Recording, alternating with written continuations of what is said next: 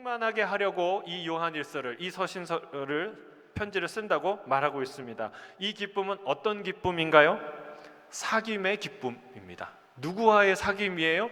하나님과 그의 아들 예수 그리스도와의 사귐의 기쁨이라는 말이에요. 저는 이 기쁨과 비교할 수 있는 기쁨이 이 땅에 없는 줄로 믿습니다. 아멘이십니까? 진짜입니까? 확신합니까? 여러분,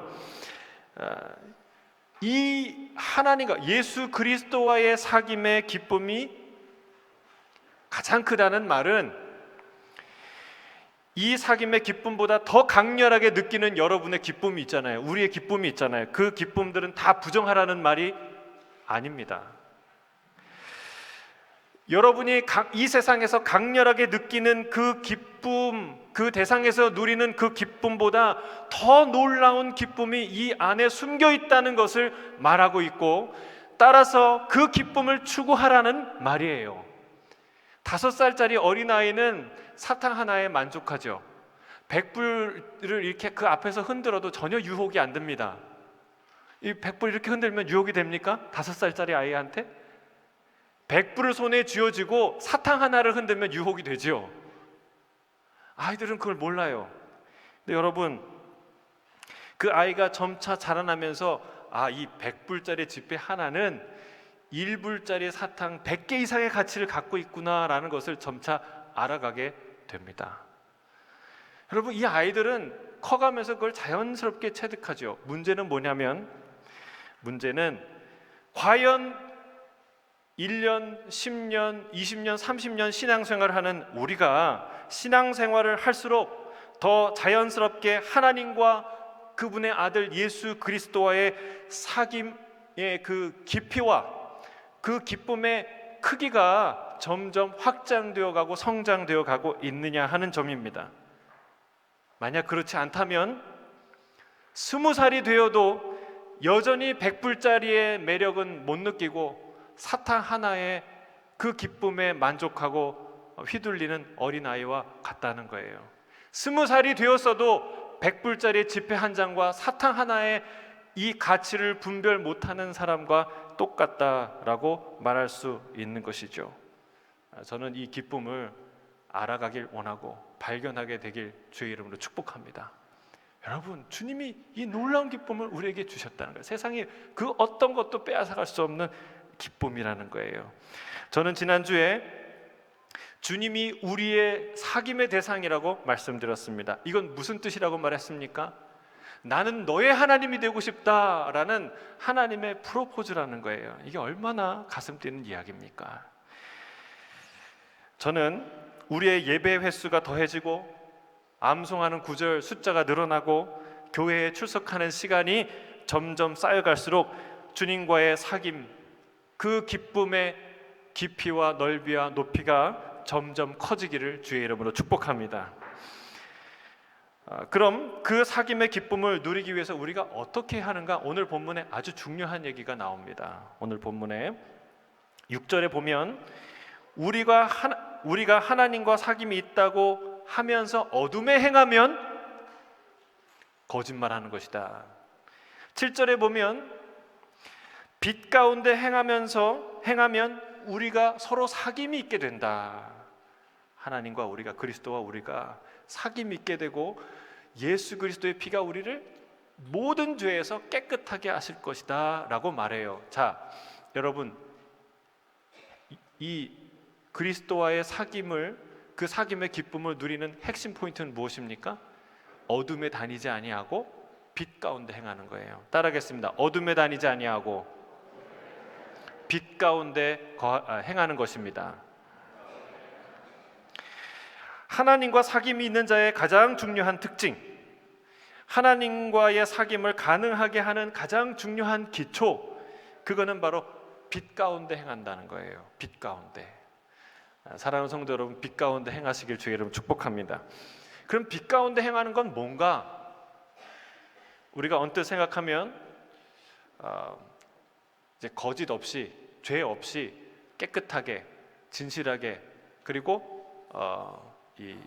선하게, 착하게 사는 것, 그걸 이제 빛 가운데 행하다라고 우리가 생각할 수 있어요. 물론 그런 의미가 포함되지만 단순히 착하게 살아라는 말이 아니라는 것을 우리가 알 수 있습니다. 8절을 보면요, 뭐라고 얘기하냐면 죄가 없다고 하면 스스로 속이는 자다.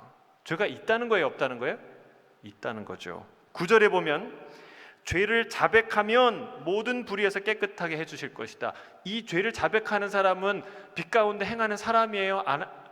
빛 가운데 행하지 않는 사람이에요? 빛 가운데 행하는 사람을 두고 하는 말이죠. 그러니까 빛 가운데 행하는 사람에도 죄가 있다 없다? 있다는 말입니다. 10절에도 우리가 범죄하지 아니하였다고 하면 이 우리가가 누구예요? 빛 가운데 행하는 사람들이에요. 하나님을 거짓말하는 분으로 만든다고 말하는 것입니다. 따라서 빛 가운데 행하는 자들은 죄가 없는 자가 아니라는 사실을 우리가 알 수 있습니다. 빛 가운데 행하라는 말은 우리의 행실을 올바로 하라는 말이 포함되어 있지만 그 이상의 이 의미가 그 안에 담겨 있다는 것을 우리가 기억해야 될 필요가 있습니다. 빛 가운데 행하는 것은 죄 없는 삶이 아니라 죄를 숨기지 않는 삶, 어둠에 자기 자신을 자기의 정체를 숨기지 않고 빛으로 자기 자신을 드러내는 삶, 그런 삶을 의미한다는 거예요. 오늘 본문을 따라서 좀 더 자세히 빛 가운데 행하는 것이 무엇인가 크게 한 세 가지 정도를 우리가 찾아보고자 합니다. 자, 먼저 5절입니다. 5절 같이 읽겠어요. 5절 시작. 너에게 전한 소식은 이것이니 곧 하나님은 빛이시라. 그에게는 어둠이 조금도 없으시다는 것이니라.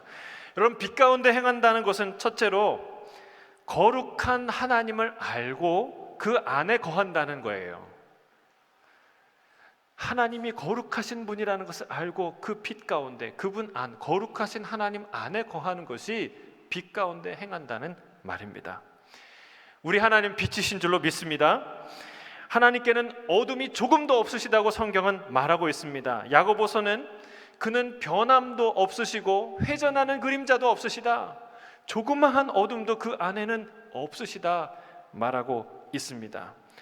요한계시록은 빛 되신 하나님에 대해서 더 선명하게, 더 명확하게 선언하고 있습니다. 요한계시록 21장 23절 24절이에요. 같이 읽어볼까요? 시작. 그 성은 해나 달의 비침이 쓸데없으니 어린 양이 그 등불이 되십니다. 만국이 그 빛 가운데. 해와 달의 비침이 쓸데없다. 왜? 하나님의 영광이 비치고 있기 때문에, 어린 양이 친히 등불이 되기 때문에 그렇다. 그래서 여기 중요한 말을 하죠. 만국이 그 빛 가운데 다니고 행하고. 요한계시록 그 다음 장 22장 마지막 장이죠. 5절에도 이렇게 선언합니다. 다시 밤이 없겠고 등불과 햇빛이 쓸데없으니 이는 주 하나님이 그들에게 빛이심이라 라고 말하고 있어요. 여러분, 만국이 그 빛, 하나님의 빛 되신 그 하나님의 놀라운 빛 가운데 행할 것이다 라고 요한계시록은 증언하고 있다는 사실입니다. 사탄은 하나님에 대한 어떤 거짓된 이미지를 만들어내고자 노력합니다. 하나님을 음흉하고 완고하고 강력한 독재자다라는 이미지를 암시하거나 그리고 묘사하는데 사탄은 애를 쓰고 있어요. 그러나 이게 다 순전히 거짓말이다라는 것이 드러납니다. 어디서 드러날까요? 여러분, 성경에서 드러나요.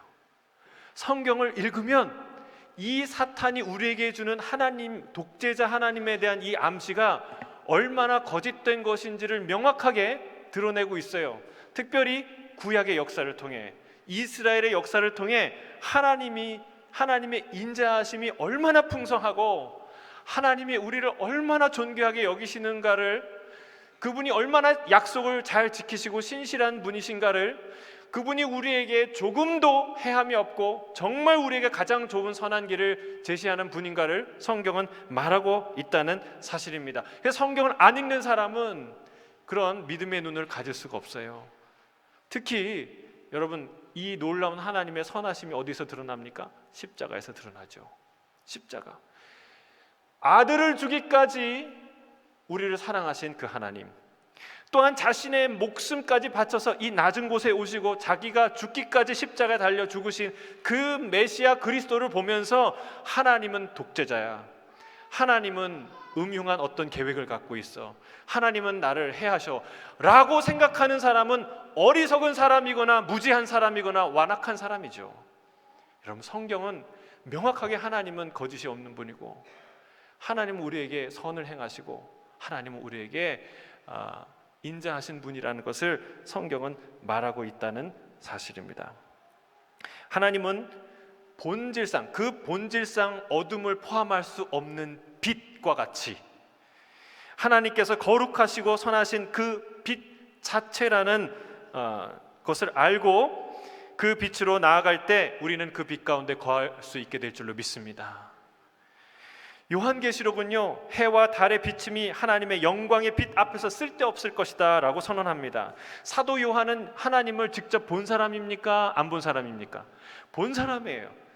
변화산에서 직접 보았고, 또한 반모섬에서 그 환상 가운데 하나님을 직접 마주한 사람이 바로 사도 요한이죠.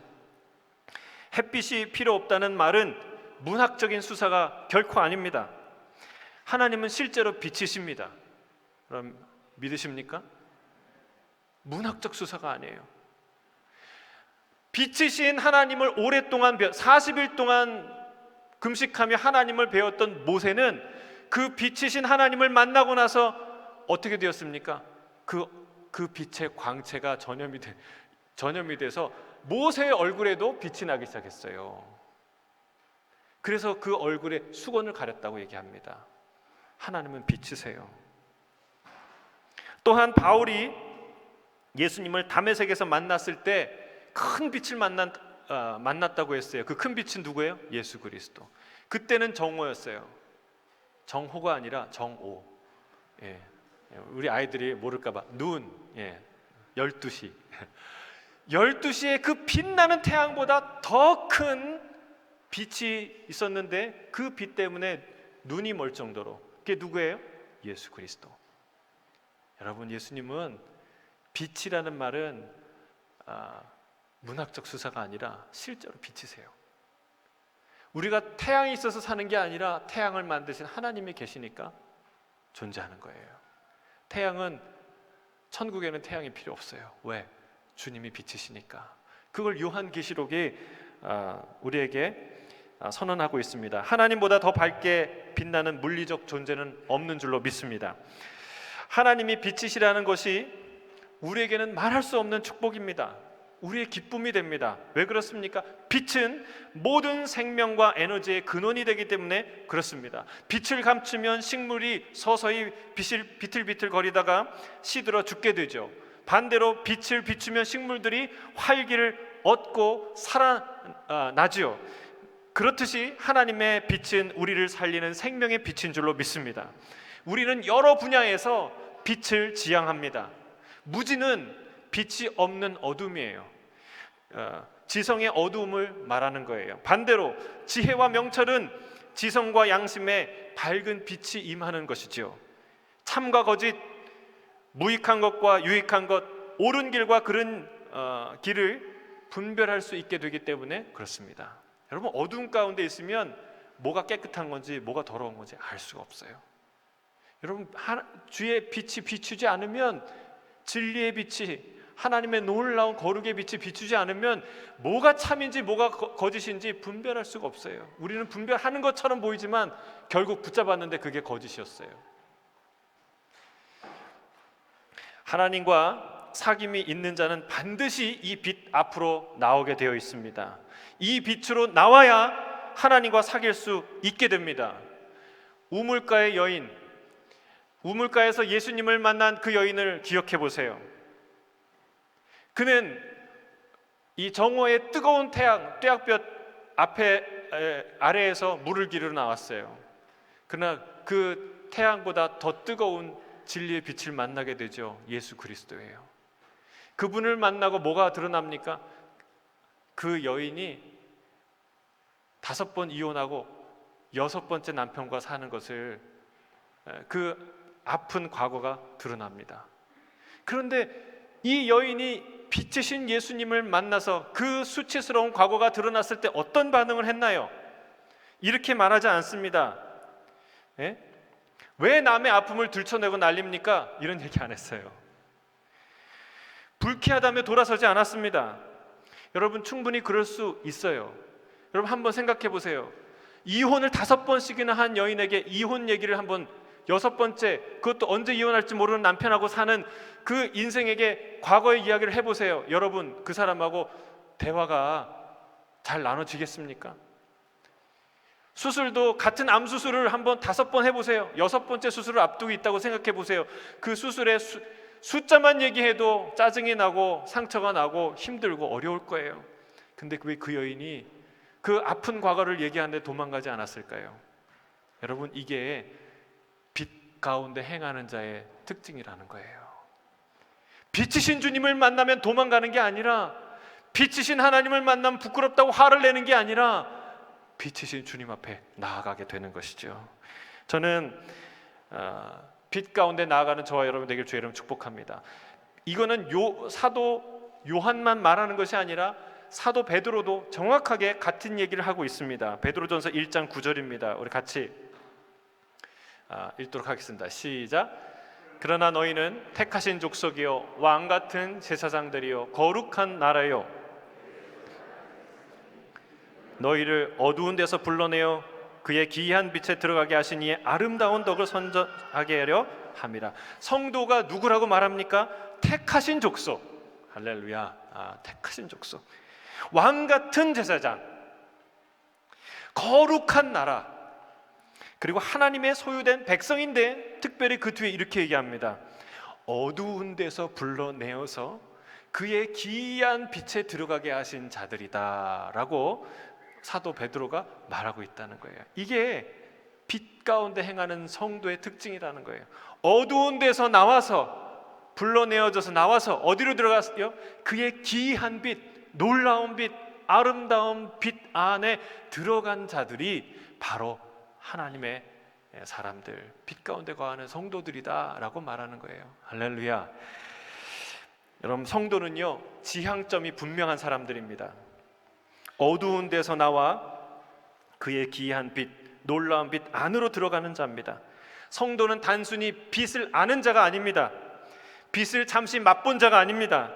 그 빛을 향해 나와서 그 빛 가운데 들어가서 그 곳에 거하는 자들이 성도라고 성경은 말하고 있습니다. 하늘 아버지의 영광의 빛 아래, 그 거룩하신 빛 안에 사는 저 여러분 되길 주의 이름으로 축복합니다. 아멘. 아멘. 우리 본문 6절에서 7절입니다. 같이 읽겠습니다. 시작.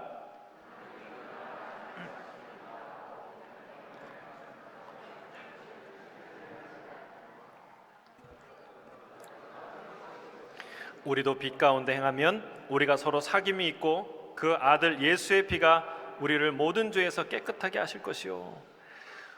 빛 가운데 행한다는 것은 두 번째로 더 이상 어둠에 다니지 않는다는 것을 뜻합니다. 자, 따라하겠습니다. 더 이상 어둠에 다니지 않습니다. 자, 여기에도 두 가지 의미가 있어요. 어둠에 다니지 않는다는 것은 첫째로는요, 세상에 속한 사람이 아니라는 거예요. 따라하겠습니다. 나는 더 이상 세상에 속한 사람이 아닙니다. 빛의 자녀는 더 이상 세상에 속한 자로, 마귀의 자녀로 살지 않습니다. 여러분, 어떤 분은 이렇게 말할 수도 있어요. 나는 하나님께도 속하지 않고 마귀에게도 속하지 않은 중립적인 존재입니다 라고 자신을 생각할 수도 있어요. 그런데 죄송하지만 그런 영적 중립지대는 세상에 존재하지 않는다는 겁니다. 싫든 좋든 그게 영적 세계의 현실이에요. 세상은 영남과 호남으로 나뉘지 않습니다. 세상은 좌파와 우파로 나뉘지 않습니다. 세상은 친일과 반일로 나뉘지 않습니다. 여러분, 세상에 만약에 존재하는 유일한 진영 논리가 있다면 그것은 어둠의 세계에 있는 사람과 빛의 세계에 있는 사람이에요. 성경은 그걸 말하고 있어요. 빛의 세계 안에 있지 않으면 어둠에 속한 자라는 말입니다. 이것이 우리가 처한 가장 엄중한 영적 현실이라는 것을 우리가 깨달아야 합니다. 저는 주의 이름으로 축복합니다. 세상과 확실하게 결별하길 주의 이름으로 축복합니다. 세상과 하나님은 겸하여 동시에 섬길 수 없습니다. 하나님 믿는 사람이 세상 속에 살지요. 하지만 그의 영적 소속은 매우 분명합니다. 하늘에 속한 자예요. 빛 안에 거하는 자예요.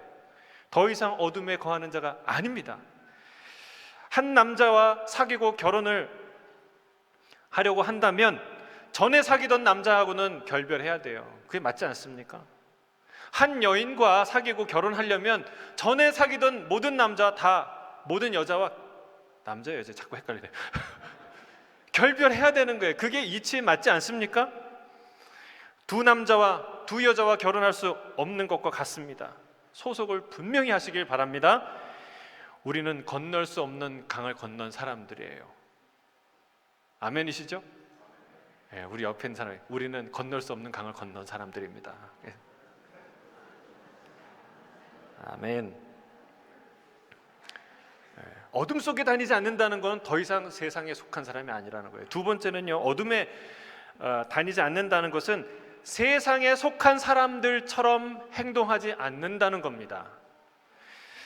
빛 가운데 산다고 하면서 세상에 속한 자들이 행하는 대로 다 그렇게 행하면 그는 실상 입으로는 빛 가운데 있다고 말하지만 실제로는 아직도 어둠에 속한 자라고 성경은 말하고 있어요.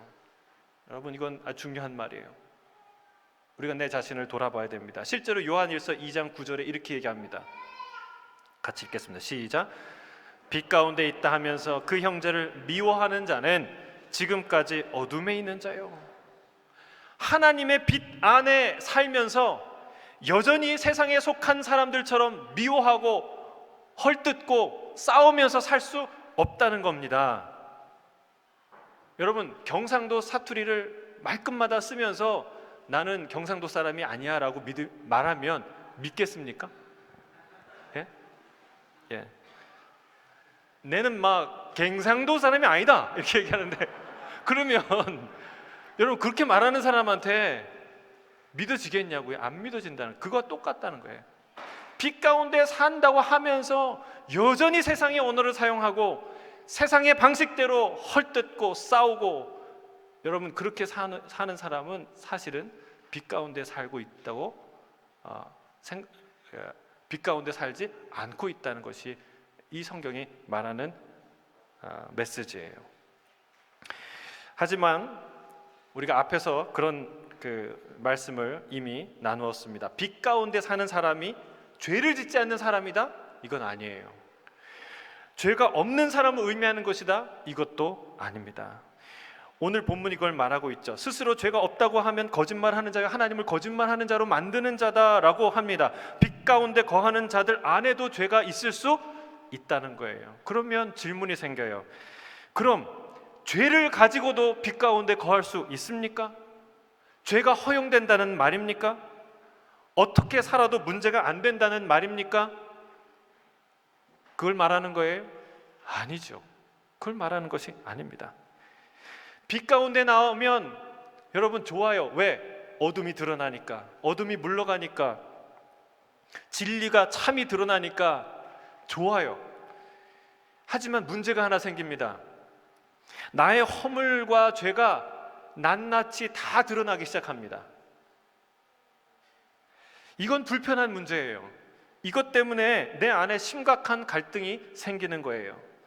빛 가운데 나와서 두 가지 생각이 든다는 거예요. 첫째는 좋다, 더 밝은 빛으로 가고 싶다, 이런 한 마음이 나오고, 또 한켠에는 반대로 이런 생각이 든다는 거예요. 힘들다, 이렇게까지 해야 하나, 이게 문제가 안 되던 그때로 돌아가고 싶다, 나 돌아갈래, 이런 마음이 두 가지가 싸우게 된다는 거예요. 햇빛은요, 따사롭기도 하지만 따갑기도 합니다. 그렇죠? 햇볕은 양면이 있어요. 따뜻하기도 하지만 뜨겁기도 하죠. 진리에도 이 양면이 있어요. 진리 안에 나온 사람이 이 두 가지 때문에 갈등과 고민을 한다는 거예요. 근데 이때 중요한 게 있어요. 빛에 행하는 사람은요, 여기서 중요한 특징이 있는데 다시는 어둠으로 물러가지 않는다는 겁니다. 다시는 어둠 속에 숨지 않는다는 거예요. 히브리서 10장 38절에도 이렇게 말합니다. 또한 뒤로 물러가면 내 마음이 그를 기뻐하지 아니하리라고 말씀하셨어요. 여러분, 믿음을 가지셔야 돼요. 바로 이 빛이 주는 이 갈등과 고민 가운데 있을 때 여러분 확신이 있어야 돼요. 어떤 확신입니까? 진리의 빛은 따갑고 불편할 수는 있어도 절대 나를 죽이지 않는다. 나를 살리는 빛이다. 생명의 빛이다. 라는 믿음과 확신이 있어야 한다는 말입니다. 여러분, 진리의 빛은 나를 살릴 줄로 믿습니다. 성령께서 내 안에 교훈과 책망과 바르게 교육한다는 것은요, 사실 불편함을 전제하는 거예요. 예? 나를 가르치고 교훈하고 야단치는 것, 혼내는 것, 여러분 이게 쉽습니까? 쉽지 않죠. 그러나 결국은 그 따가움이, 나를 고치는 교훈과 책망이 나를 살린다는 거예요. 나를 살려낸다는 거예요. 나를 정결케 한다는 것이죠.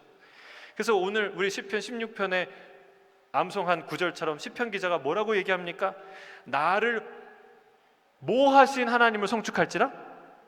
축복하신? 기도 응답하신? 건강을 주신? 돈을 주신? 복을 내려주신? 아니에요. 나를 훈계하신 여호와를 송축할지라. 여러분, 이 하나님이 진짜 찬양받기 합당하신 분이에요. 왜? 우리는 다 듣기 좋은 말 하고 싶지 듣기 싫은 말 하고 싶은 사람 아무도 없어요. 누가 그 얘기해요? 사랑하는 사람만 그렇게 해요. 여러분, 하나님이 우리를 얼마나 사랑하시면 그런 일을 하십니까? 밤마다 내 양심이 나를 교훈하도다.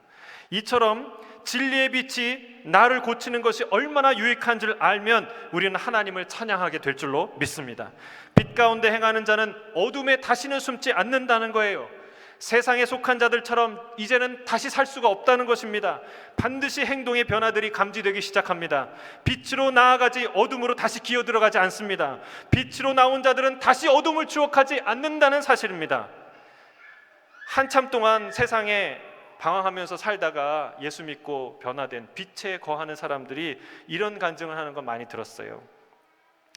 예전에는 룸살롱처럼 가고 싶은 곳이 없었는데 지금은 룸살롱처럼 가기 싫은 곳이 없다. 제가 한 말이 아니라 조정민 목사님과 같은 분들이 한참 그런 쪽에 화류계에 계셨던 분들의 고백이에요. 근데 예수 믿고 나서 이 기쁨을 알고 나니까 왜 그렇게 지하실에 그 축축한 곳에 담배 냄새가 쩔고 술 토한 곳 냄새가 나고 그런 곳에 내가 갔었는지, 그 시끄러운 음악이 있는 곳에, 그런데 내가 왜 갔는지 모르겠다. 아직도 그 추억에 잠겨 있는 사람들은 회개하시길 바랍니다. 왜 그렇습니까? 더 큰 기쁨을 맛보았기 때문에 빛이 주는 그 놀라운 찬란한 아름다움을 경험했기 때문에 이런 현상이 일어나는 것이죠. 하나님께 혼날까 봐 그런 생각하는 거 아닙니다. 빛이 좋아지면 어둠의 습관이 자연스럽게 싫어지게 되어 있습니다. 여러분, 그런데 놀랍게도 아직도 교회 다니는 사람 중에 주중에는 룸사롱, 주말에는 교회, 순모임, 이것을 아무렇지도 않게 오가는 사람들이 있다는 겁니다. 그것도 적지 않은 수가 있다는 겁니다. 그럼 제가 정죄하기 위해서 이 말을 하는 게 아닙니다. 돌아볼 기회를 드리는 겁니다. 나의 삶을 돌아볼 기회. 사랑하는 성도 여러분, 낮은 낮의 즐거움이 있습니다. 그리고 밤은 밤의 즐거움이 있어요. 우리는 둘 다 취할 수 없습니다. 낮의 기쁨은 밤의 즐거움을 잊게 하고 밤의 즐거움은 낮의 기쁨을 잊어버리게 합니다. 여러분은 무엇을 선택하시겠습니까? 무엇을 선택하셨습니까? 어떤 기쁨을 지향하며 살고 있습니까? 여러분, 주의 이름으로 축복합니다. 낮의 기쁨, 빛 빛 안에 거하는 자가 누리는 그 기쁨을 선택하시길 주의 이름으로 축복합니다. 다시는 밤의 즐거움을 추억하며 그곳으로 돌아가지 않게 되기를 주의 이름으로 축복합니다. 아멘. 아멘. 우리 본문 8절에서 10절입니다. 함께 읽겠습니다. 시작.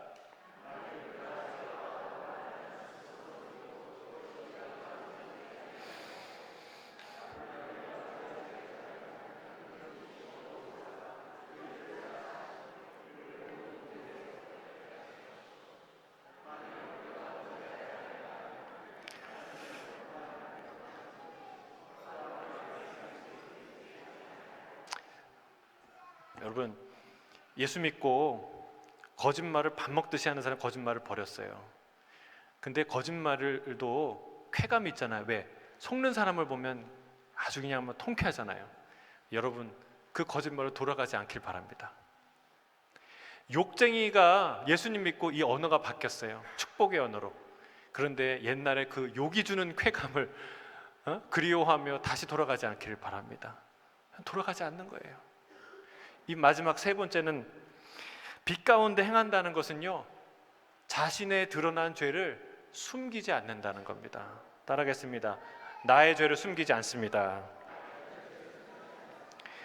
사도 요한은 우리가 죄를 자백하면 주께서 우리 죄를 사하시고 모든 불의에서 우리를 깨끗하게 하실 것이라고 말씀합니다.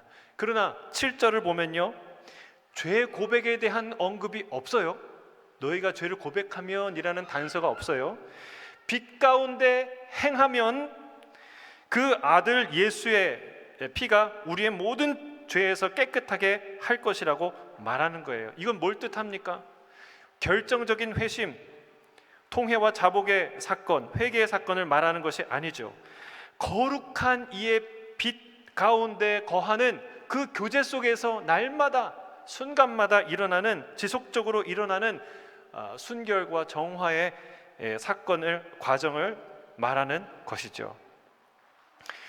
주님과의 이 동행, 사귐 속에서 어떤 일이 반드시 일어나는데 우리의 죄가 드러나고 우리의 습관이 드러나고 우리의 이 숨겨졌던 어둠들이 드러나면서 그것이 깨끗하여지고 정결하여지는 방향으로 나아가게 된다는 사실이에요. 주의 사랑은 모든 것을 다 품지만 아무것도 그대로 남겨두지 않습니다. 전부 다 변화시킵니다. 이게 사랑의 특징이에요. 있는 그대로 받아들이지만 그냥 그대로 남겨두지 않아요. 다 바뀌어져요. 할렐루야. 이게 사랑의 빛의 속성이에요. 빛 가운데 거하는 자의 특징은 그 빛과 사귐과 교제를 갖는 자의 지속적인 관계를 갖는 사람의 특징은 그 빛 앞에서 자신의 죄를 숨기지 않는다는 겁니다. 사귐의 기쁨을 누리기 위해 필요한 것이 바로 이 용기와 정직함이에요. 둘 사이에 그 관계가 어색해지기 시작할 때는 반드시 뭐가 끼는 줄 아세요? 비밀이 생기는 거예요. 비밀. 뭔가 비밀이 끼기 시작하고 그 비밀이 하나둘씩 늘어가면 이 사귐의 기쁨이 하나둘씩 줄어가기 시작합니다. 저는 우리 교회의 모든 가족, 특별히 부부 사이에 숨김 없는 대화가 이루어지길 주의 이름 축복합니다. 아멘을 한 2사람 정도만 하셨어요. 목사님, 숨김 없는 대화하면 큰일 납니다. 위기가 찾아옵니다. 거기까지 가게 되길 바랍니다. 숨김 없는 대화. 부부가 서로 속이고 숨기는 것이 서로를 속이고 숨기는 것처럼 슬픈 일이 어디 있겠습니까? 대화를 나눌 때마다 저 사람 말이 사실일까? 저게 전부일까? 이렇게 고민한다면 얼마나 힘듭니까? 여러분, 모든 사람이 모든 생각과 감정을 다 공유할 수 있습니까? 그렇게 하라는 말이 아니에요. 그렇게 할 수가 없지요.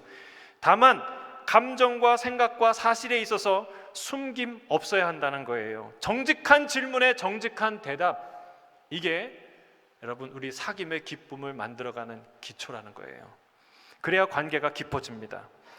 사도 요한은 빛 가운데 행한다는 것은 죄를 짓지 않거나 죄가 없는 사람이 아니라 오히려 죄가 있지만 여전히 연약하지만 자신의 죄를 숨기거나 부인하지 않는 것, 바로 그것이 빛 가운데 행하는 것이라고 말하고 있다는 사실이에요. 죄가 드러났지만 죄를 숨긴 자들이 있습니다. 아담과 하와예요. 그들은 자신의 죄가 드러났지만 남 탓하기에 바빴습니다. 아담은 누구 탓했나요? 선악과를 준 아내 탓했어요. 여러분, 하와는 누구 탓했나요? 자기 자신을 교묘히 꿰은 뱀을 탓했습니다.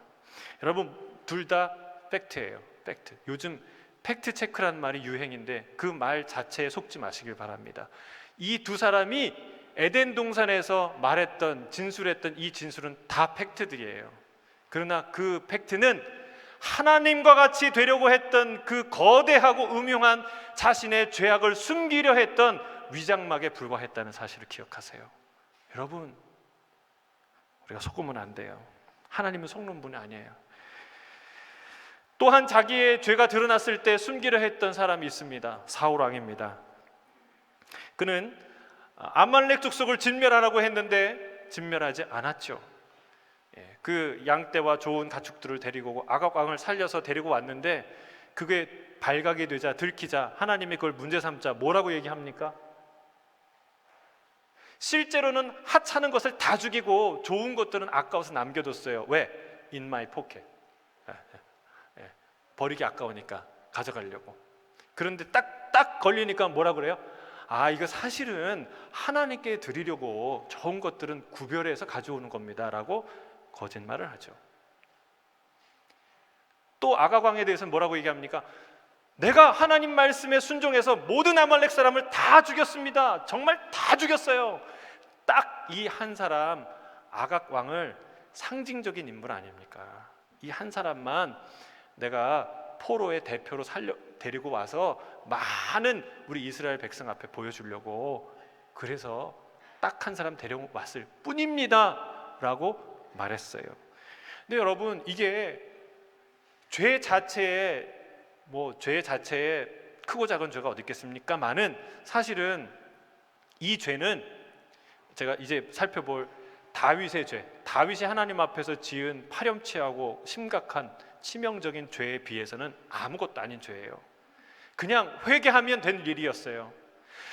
내가 죽을 죄를 졌습니다. 하나님, 내가 주의 말씀대로 순종하지 아니하였습니다 라고 회개하면 하나님은 기꺼이 용서할 아무것도 아닌 일이었어요. 그런데 마치 이 빛 가운데 자기의 죄가 드러나자 사울은 마치 여기서 밀리면 자기의 왕의 체면은 땅바닥에 떨어지는 것을 인양 버텼어요. 끝까지 버텼어요. 여러분, 그게 사울의 태도였습니다. 반대로 다윗을 보세요. 다윗은 자기의 치부가 드러났습니다. 여러분, 다윗의 인생에 이 한 사건만 기록하지 않으면 정말 얼마나 아름다운 인생입니까? 위대한 인생입니까? 그래서 역대기에는 그 바세바 사건을 기록하지 않지 않습니까? 그렇죠? 이 그냥 여인을 범한 게 아니라 자기의 오른팔과 같은, 자기를 위해 목숨을 바친 충성을 다하는, 그것도 실제로 이웃에 사는 우리아의 하나밖에 없는 아내와 통간을 합니다. 간통을 하죠. 그리고 그 사실을 숨기기 위해서 우리아를 전쟁에서 고의로 죽게 하도록 사주를 합니다. 여러분, 이게 얼마나 파렴치한 일입니까? 이게 드러나는 순간에 여러분 어떻게 생각했겠어요? 여러분이 정치인이라면, 여러분이 어디 담임 목사라면, 여러분이 회사 사장, 저명 인사라면 여러분에게 그런 일들이, 스캔들이 드러났어요. 어떤 마음이 들겠습니까? 여러분, 그때 다윗은 이런 말을 하지 않았어요. 하나님 야속합니다. 참 야속한 하나님. 그동안 내가 드린 충성이 얼만데 이 한 번만 눈 감아주면 안 되시나? 왕이 이런 일도 못하나? 세상에 나보다 더 악한 악질 왕들이 얼마나 많은데 이걸 문제 삼나? 여러분, 이런 마음 안 들까요? 여러분, 안 드시겠어요? 저 같으면 들겠어요. 여러분, 그러나 다윗은 이렇게 말하지 않았다는 겁니다. 그는 즉시 엎드려 회개합니다. 왜요? 그는 빛 가운데 거하는 자였기 때문에, 빛이신 주님과 사귐이 있던 자였기 때문에 그랬습니다. 사울 왕은 때마다 절기마다 하나님 앞에 제사를 드리고 하나님 앞에 나아갔고 하나님의 백성 이스라엘의 왕이라고 자처했지만 그러나 그는 결코 하나님 앞에 서 있지 않았던, 빛이신 하나님 앞에 서 있지 않았던 자입니다. 하나님으로부터 물러나 저 어둠에 거하던 자였다는 사실이 이 사건을 통해 드러난 것이죠. 그러나 다윗은 하나님과 진실한 사귐이 있었던 왕이었어요. 그는 그 사귐이 진실하였기에 그는 하나님도 자신도 속일 수 없었던 것이죠. 하나님 앞에 숨김없이 자신을 드러내는 저와 여러분이 되길 주의 이름 축복합니다. 빛 가운데 나오는 용기, 그 앞에 서는 놀라운 용기, 이것이 믿음이고 이것이 사랑인 줄로 믿습니다. 우물가의 여인처럼 도망가지 마세요. 뽕나무 위에 삭개우처럼 그냥 물러서지 마세요. 죄가 드러났던 다윗처럼 여러분 그 앞에, 하나님 앞에 엎드리시길 주의 이름 축복합니다. 빛이신 주님께서 당신 앞에 섰을 때 물러가지 않고 숨지 않고 주 앞에 엎드리는 자에게는 하나님이 어떤 일을 행하십니까? 고치실 거라고 말씀하세요. 너의 모든 죄, 모든 허물을 내가 사할 것이고 모든 불의에서 너를 깨끗하게 할 것이라 주님이 선언하십니다. 할렐루야. 여러분, 말씀을 정리합니다. 빛 가운데 행하는 것 세 가지. 첫 번째, 영광과 거룩의 빛이신 주님께 나오는 거예요. 그 안에 사는 것입니다. 둘째, 다시는 세상으로 돌아가지 않는 겁니다. 밤의 즐거움 버리고 낮의 기쁨을 선택하는 여러분 되길 주의 이름 축복합니다. 세 번째, 거짓 없이 진실하게 나의 허물과 죄를 주 앞에 고백하는 것, 그것이 빛 가운데 산다는 사실입니다. 그럴 때 하나님과 그의 아들 예수 그리스도와의 놀라운 사귐의 기쁨이 저와 우리 안에 충만하게 될 줄로 믿습니다. 아멘. 아멘.